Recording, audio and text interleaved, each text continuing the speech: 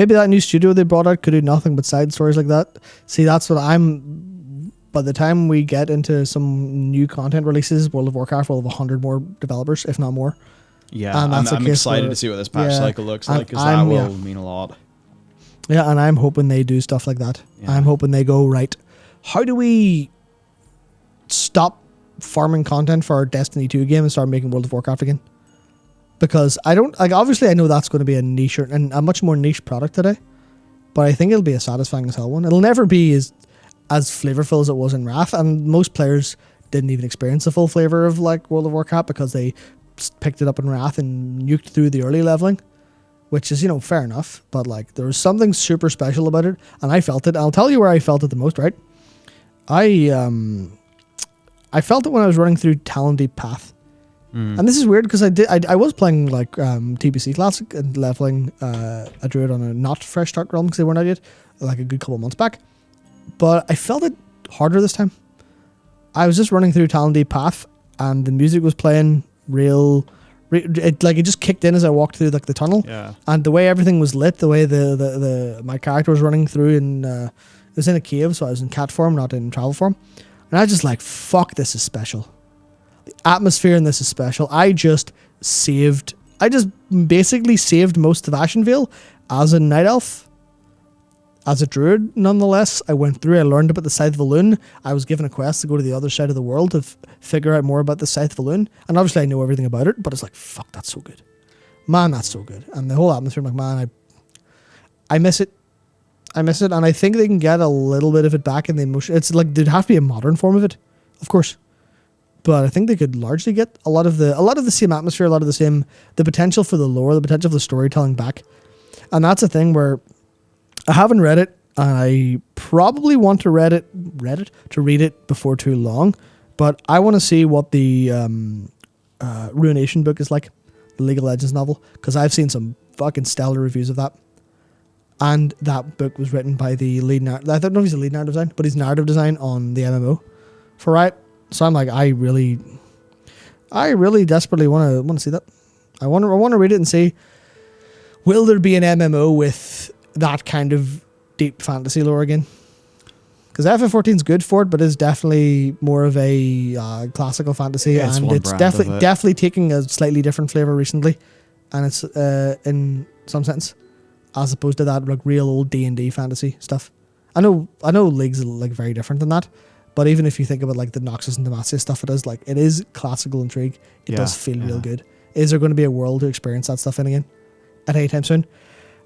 And I don't know. Will the Riot MMO become will it fall to the trappings of what's an MMO today? Fucking lobby game with a world sometimes, like Soulframe. I honestly have a suspicion that that's the way Riot will go. It'll have to be, right? I don't necessarily want that, but unless they find a really innovative way to wind back the clock and it still is a nice, smooth experience for players. And hey, if anyone wants to do that, it's Riot. Yeah. Because they are smart fuckers over there. Yeah. Oh my god, Donuts, the in-universe newspaper. I forgot League did that. That was years and years and years and years ago. They had that, like, and all of that lore is basically pointless and gone now because they've changed how League actually works as a world. Oh yeah, I remember that. They did the grand reloring, didn't they? Yeah. Yeah, so many years ago now. But I mean, man, there we go. We're sort of out in news. There is there's an ad for Wrath Classic in China with a lot of cats, but I don't really think there's much incredible insight and analysis that we can provide in that. I also had one more idea that I'm definitely too tired to bring up now, but it was basically an expansion idea, thinking of all of the kind of the same themes and ideas of how do you make the perfect expansion for going back to Azeroth. Not in this Dragonflight sense, it's still not Azeroth, it's Dragon Isles. But maybe that'll be another day. Because I was, how do I put this? Whenever you have extreme bursts of high energy and you're sat talking to someone about World of Warcraft and you've all this stuff like in the background of your brain, you soon be like, I can fix everything. I will solve the lore in one go. I will devise an expansion that will fix every race's problem in one go, one move. For in that moment in Discord, Luke was not talking to Matt. He was talking to God. And as you were just like, I have been possessed and I will fix WoW. Yeah. And away he goes. Yep. It's incredible. It's incredible. I'm just sitting there making my thumbnails to see the little ping and notion. Like, bam, there we go. A video has materialized out of Matt. Incredible. Yeah, That's how sudden bursts of inspiration work. And I think some of our best work happens because of that. It's like, for me, yeah. Always for me, it's when the you could call it God, you could call it the muse, you could call it a bout of mental illness, you could call it whatever you want, but different names. But there is generally that case of sometimes you love World of Warcraft and hate it so much at the exact same time. That vortex just opens a path to another realm inside. I totally understand why, like, back in the day, they would attribute it to divine inspiration, because it's just like the muse. Yeah. Something has suddenly awoken in my head. I have to drop everything I'm doing and do this. Yep. And it's just crazy when that happens. Yeah, that's why Stephen Pressfield in his book the War of Art is very much. You sit down to write at 9 a.m. Sometimes you write 10 words, sometimes you write 10,000. It's fucking nothing to do with you. It's the muse. All you have to do is just, if you sit there and try to start, sometimes some part of your brain will go, oh yeah, let's go. Yeah, the best that you can do is feed the right shit into your brain and try to control the environment to make that more likely. Yep. I think. Absolutely. I agree. Yeah, that's it. All you do is, I mean, this is why people have all those incredible experiences on like ayahuasca and DMT and like shrooms and stuff. It's because God is within the individual in the subconscious somewhere, is what a lot of people believe, and it's just about opening the path to the movie Limitless, where it's like we only use 10% of your brain. That's bullshit, but also in a way true, because there's so much going on in there. You just kind of have to figure out how to let it out. Yeah, as Jimmy Neutron said, brain blast. Yes, exactly. Exactly. Fucking brain blast. Yeah. Do you know what I think it is? I think it's about focus. Yeah. It's all because that. I think like the 10% of the brain thing, like that turned into such a bro science because it rings true to people even though it's false. Yeah. What it is, if you just imagine like focus in a camera, I think by default we're completely out of focus. Mm-hmm. And then sometimes, it's just like, oh shit, the stars have aligned. The thing I need is in focus. Away I go. Yep. And it's, some crazy shit. Sure is. Okay, right. Time for us to take off. That's us for today. Recharge. Gonna watch Rings of Power. Yeah. Gonna be a good time. Yeah, I'm going to. It's great. We got Rings of Power. We got Hot D. Yeah. There's fantasy everywhere. Yeah. You said it again, Hot D. Hot D. Yeah, Hot D. Yeah, Hot D. Yeah. That's what George R. R. Martin calls the show. Yep. So Hot D is what it's called. Yeah, I'm going to. Want more Matt Smith, more intense Matt Smith. It's funny, I know him as like the quirky, funny doctor. But I guess apparently he's super good in The Crown and other things. A lot of people just know him as he was in Morbius and he danced while the song was going "Have Sex," and that was unreasonable. I mean, continue, but I am going to call this up right now. Yeah, no, that was a profoundly unreasonable scene. I'm just going to Google Matt Smith "Have Sex." Yeah, don't watch Morbius even for the memes. It's really not fucking fun.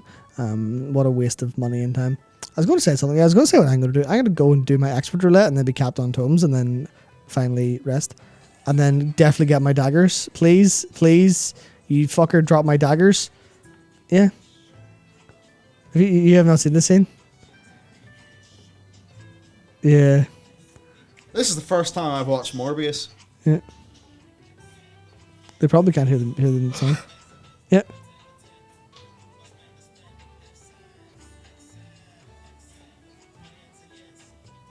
Welcome to Sony movies.